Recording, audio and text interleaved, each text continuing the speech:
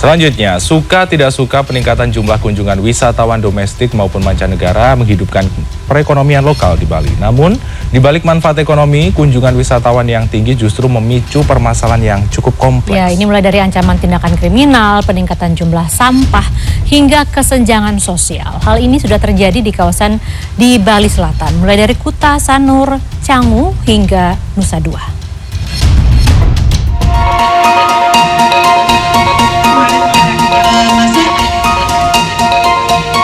Data Dinas Pariwisata Provinsi Bali mencatat tahun 2023 kunjungan wisatawan baik mancanegara maupun domestik mengalami lonjakan signifikan. Dari target 4,5 juta kunjungan wisatawan mancanegara menjadi sekitar 5,2 juta orang. Sementara wisatawan lokal mencapai 9 juta dari target 7 juta orang sepanjang tahun 2023. Kunjungan wisatawan ke Bali tercatat masih terkonsentrasi di kawasan Bali Selatan seperti Kuta, Canggu, Jimbaran, hingga Sanur. Sebagai daerah destinasi terfavorit di Bali yang tak dipungkiri menimbulkan dampak-dampak tersendiri. Siselia Sinaga adalah pemilik rumah makan di kawasan Canggu, Badung yang telah beroperasi sejak 8 tahun lalu. Meski Bali mulai pulih dengan peningkatan jumlah kunjungan wisatawan, Siselia mengaku setahun terakhir justru merasakan kesulitan dalam mengembangkan usahanya. Selain masalah kepadatan pembangunan yang berujung pada kemacetan di area usahanya, juga masalah keamanan yang semakin rawan. Selain itu, kini juga lebih banyak warga negara asing yang menyewakan properti ketimbang warga lokal. Saya sebagai pelaku usaha, yang paling saya rasakan itu mungkin susah untuk berkembang karena ada perubahan harga dari properti rental yang dulunya kita menyewa dari orang asli Bali. Sekarang rata-rata kita harus menyewa dari orang asing. Komplain justru jauh meningkat di jam-jam rush hour karena makanan itu bisa sampai 1-2 jam untuk customer menunggu karena driver mungkin kejebak macet ya. Kekhawatiran akan dampak negatif dari jumlah wisatawan yang membludak juga disampaikan oleh Ketua Aliansi Pelaku Pariwisata Marginal Iwayan Puspanegara. Ia mengeluhkan volume sampah yang tinggi serta infrastruktur yang semeraut, terutama di kawasan padat pembangunan di Bali Selatan. Ya, di Bali Selatan pun kita persoalan sampah, meskipun sampah sudah dikelola oleh masyarakat dalam bentuk TPS 3R, kemudian berbasis pada sumbernya, kemudian berbasis pada pemijahan, tapi volume sampah sangat meningkat karena pertumbuhan sampah juga berbanding lurus dengan pertumbuhan populasi dan pertumbuhan ekonomi daerah. Ini menjadi persoalan yang belum bisa dientaskan sampai sekarang, persoalan sampah yang Masalah kemacetan sebagai dampak tingginya kunjungan wisatawan ke Bali tak bisa dimungkiri, membutuhkan perhatian segera dari pemerintah daerah.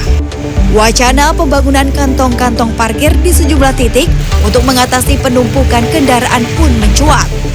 Salah satunya wacana pembangunan kantong parkir di Jalan Kartika Plaza Kuta yang saat ini masih berdiri bangunan SD 4 Kuta. Rencana ke depannya ini akan dipakai untuk fasilitas umum, Ibu.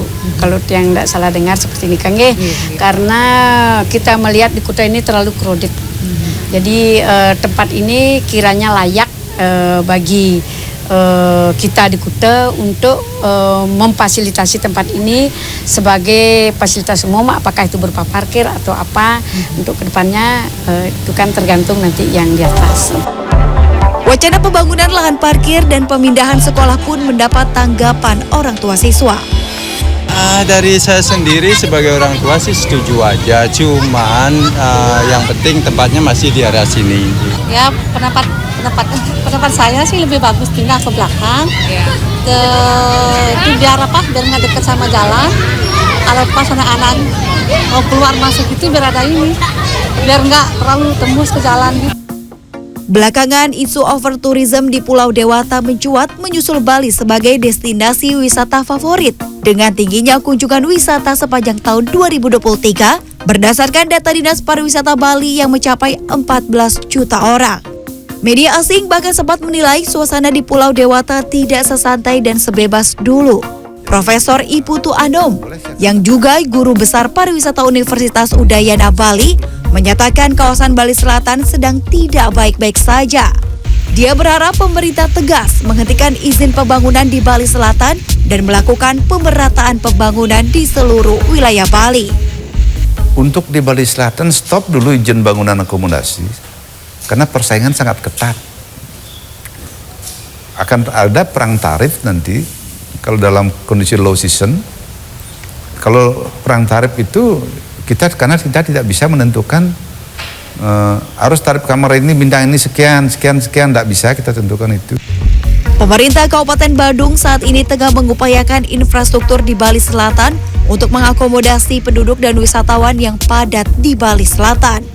Salah satunya adalah rencana pengembangan transportasi massal berbasis kereta atau MRT, termasuk pelarangan pemanfaatan ruang di atas dan di bawah sepanjang 15 meter. Maka kami optimis dalam hal ini melaksanakan itu, dan kami menghimbau juga kesadaran terhadap masyarakat untuk pembebasan lahan ini sesuai dengan AFRISEL. Saya itu jalan cepat yang harus kita lakukan untuk Badung Selatan. Dan kami juga terima kasih, dan kami sudah paparan berbicara tentang MRT dan Astungkaro sebelum bulan September ini sudah di groundbreaking. Pariwisata Bali saat ini tidak dimungkiri menghadapi tantangan yang tidak mudah. Pada satu sisi Bali membutuhkan kunjungan wisatawan, namun pada sisi lain kedatangan wisatawan tidak selalu berdampak positif. Dibutuhkan keseriusan penanganan masalah dari penegakan aturan baik dari pemerintah, pelaku industri pariwisata, dan masyarakat lokal, khususnya terhadap wisatawan hingga investor, demi mempertahankan pariwisata berkelanjutan. Meskipun pariwisata membawa banyak keuntungan ekonomi, namun fenomena over pembangunan dan over tourism khususnya di Bali Selatan telah membawa dampak serius bagi lingkungan dan kehidupan masyarakat lokal. Diperlukan upaya yang tegas, serius, dan terencana untuk memastikan bahwa Bali Selatan tetap menjadi tempat yang indah dan nyaman bagi semua, baik wisatawan maupun warga lokal. Tim Liputan CNN Indonesia, Badung, Bali.